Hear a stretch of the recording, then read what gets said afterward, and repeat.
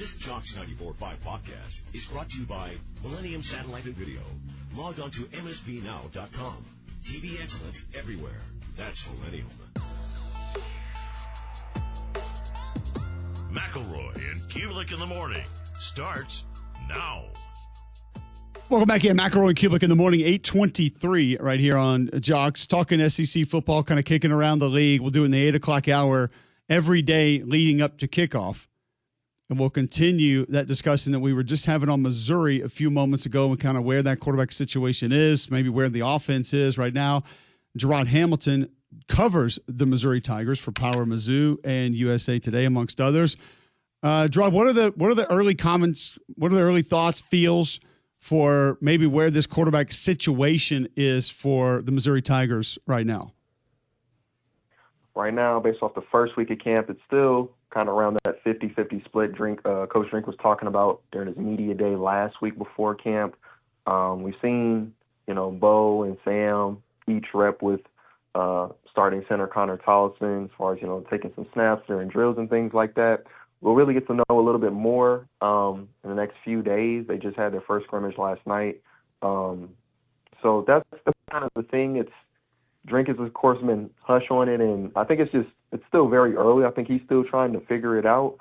I think he said this is his fourth quarterback battle in the 6 seasons he's been here. And so he said, I remember him comparing it to his first one back in 2020 with Connor Bazelak and Sean Robinson and things like that, because the ones with Brady Cook in 2022 and 23, while they were competitions, everybody kind of knew Brady Cook had the upper hand going into both of them. And then so this feels like it's a real one where he's trying to figure it out.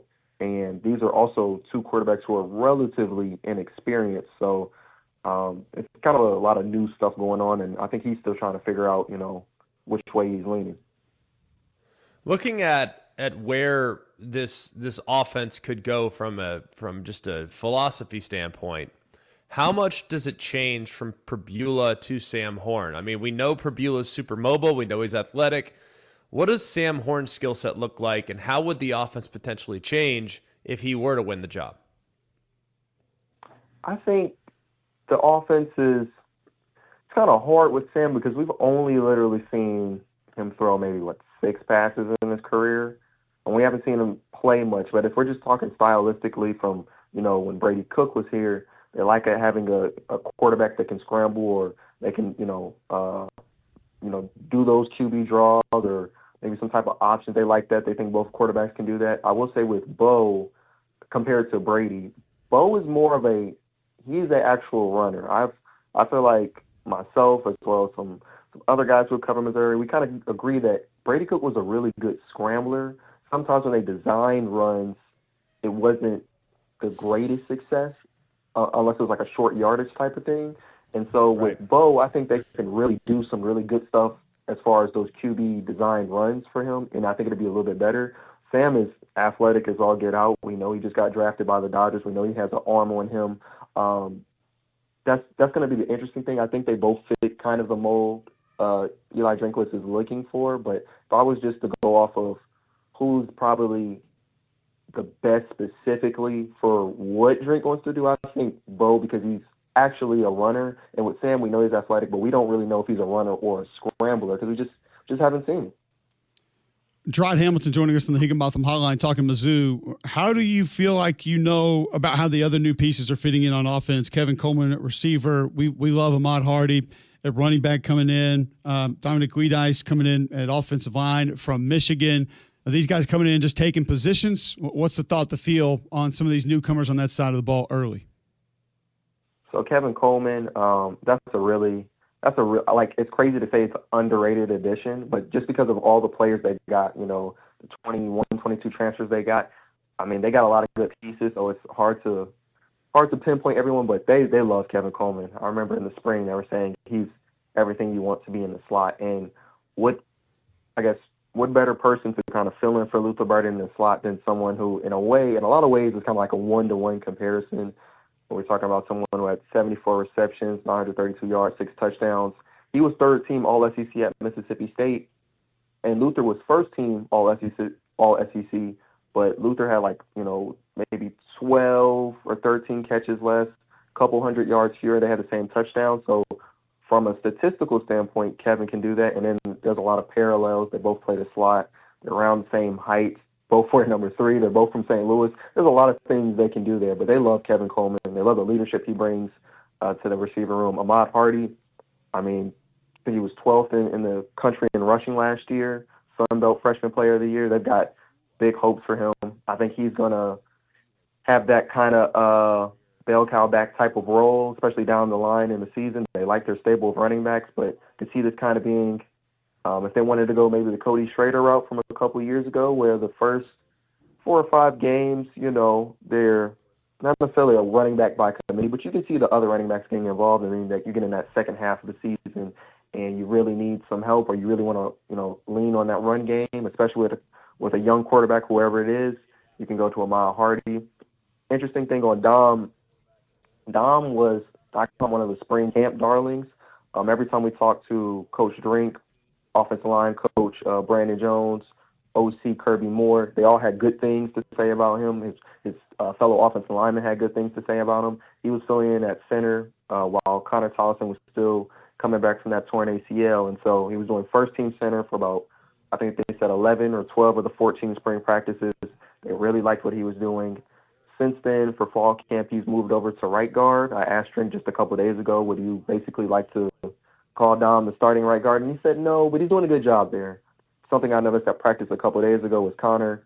He wasn't at practice. We believe it's a rest day because Drink kind of joked that he's old and stuff like that. And, of course, he's coming off that ACL, and he's kind of on the earlier side of that return. We know that's usually maybe a 9 to 12-month injury or recovery. He's around the 9-month mark. So I can see why they're giving him a rest day. But they had Dom practicing with the quarterbacks again, snapping to Bo and Sam and stuff like that. And he doesn't typically practice with the centers anymore. He's always with the guards and stuff. So I think now it's kind of like a preview of if Connor can't go for whatever reason, they would have Dom go to center, and then they'll have one of these. They like their depth on the offensive line. They have Jalen Early, who they just got in the spring portal from Florida State. They got Logan Reichert, who's like the biggest player on the team, 6'6", 350. Then you got Tristan Wilson, who is another guy they've been kind of impressed with. So one of those guys would slide in guard, and Dom would probably slide to center in that instance. How about the defense? I feel like across the board the defense should be pretty good. I'm not really that concerned about that group, but what have you seen so far from the defense to make you feel real confident? I like the depth they got across the board this offseason. I think every time we talk to Drink, I joke that he starts blushing when he starts talking about the edge. Ask him any question about edge, and he's going to light up. And during the offseason, there's some coach speak, and there's some, boosting every position. And then you can genuinely, tell if somebody's excited about something. And every time you talk about edge and every time you talk about linebacker, Drink genuinely gets excited with the depth of, those positions. Damon Wilson, Nate Johnson, Darius Smith, who was like the fall camp star last year, tore his ACL a couple of weeks before the season. They're really excited to get him back. He's even happy with the 4-star freshman, Javion Hilson, Dayton Hopkins. He's really happy about that. Linebackers, they got Josiah Trotter, reigning Big 12 Defensive Freshman of the Year. They got Tristan Newsom, who got a blanket waiver to come back for another season. And then they got a lot of young linebackers who actually played, 10, 11 games last year, whether it was special teams or some spot snaps on defense that they like. On the third level, safety, they brought in 3 safeties, Jalen Catalon, Mose Phillips, Santana Banner. I can see roles for all of them. Catalon, he'll be that starting free safety on the back end, 5 interceptions, third-team All-American. Mose Phillips, I think he's like a Swiss Army knife. Any of the 3 safety spots, whether it's the star, that free safety, that strong safety, they can put him anywhere. And then Santana Banner, another good coverage guy. He's a huge safety. He's like 6'3". I can see him getting some snaps if, current starting safety Marvin Burks, he kind of struggled in coverage last year. If there's not an uptake in that, or he's not doing necessarily what they want, I can see someone like Santana Banner getting those snaps and providing some help in the coverage, type of side of things. Cornerback, that's really their only question. They only brought in Stephen Hall from Washington State. They like that they're bringing 100% of their snaps back at that position with Dre and Norwood, Toriano Pride, Nick DeLoach. They add Stephen Hall, and so it's usually a 3-man cornerback rotation. It's possible. Talk to cornerback coach Al Pogue. He said it's possible that they can go to 4. They like what they got there, but they're still trying to figure out who's going to be that CB2 opposite of Norwood. What are you hearing about Jalen Catalon's health and just where he is? I mean, the kid's played some great football, but it was a long time ago, and he's been dinged up often. Where is he health-wise? Jalen is good. Like Connor, he had missed a practice on Saturday, and I'm pretty sure Drink called him old too. Called it a rest day. He was back at practice on Sunday, so he's good. They love a lot about him. They love his leadership. They love that he's a heavy hitter. They love that he's another ball hawk in that secondary along Dalen Carnell. So Jalen Catalon, from what I know, what they said, he's fine.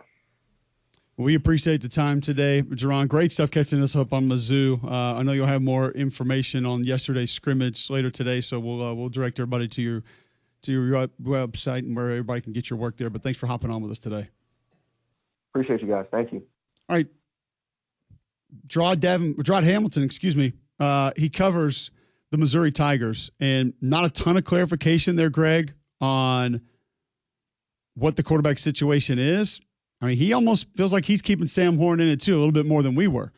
So just interesting to think that this might be one that everybody just handed to Bo Pribula. Maybe the race does go up to close to the season, or maybe into the season for Eli Drinkwitz. Well, if you listen to Drink, he's absolutely on board with keeping this thing alive, and which I think is a perfectly fine way of approaching it. I don't think there's anything wrong with that at all. I think it's fantastic to have depth and competition at the position, especially when you feel like you have 2 pretty good options. I think Pribula is going to be a good player. I don't know as much about Sam Horn. So the fact that Sam Horn is making it interesting has to give Drink a lot of excitement about what could be at that position this year, a year when you maybe need to take a step as a program, maybe a year when you can really contend in a lot of games given how your schedule lays out. Maybe this is the year because of the quarterback play they can elevate a little bit. Yeah, it could be. But I think there are a lot of pieces to like on this team, a lot of things to like about where Missouri is right now. And I think a lot of those assets being slept on for Eli Drinkwitz's team. We'll have more time to talk about those, more time to continue going around the Southeastern Conference. We'll do that, get to Auburn, Alabama next right here on Jocks. Go inside Jocks 94.5 on Jocks TV. Morning Jocks, Mac and Cube, and 3-Man Front video simulcasts are presented by Bill Smith Buick GMC and Game Day Men's Health. Watch on the Jocks mobile app and YouTube by searching Jocks 94.5 TV.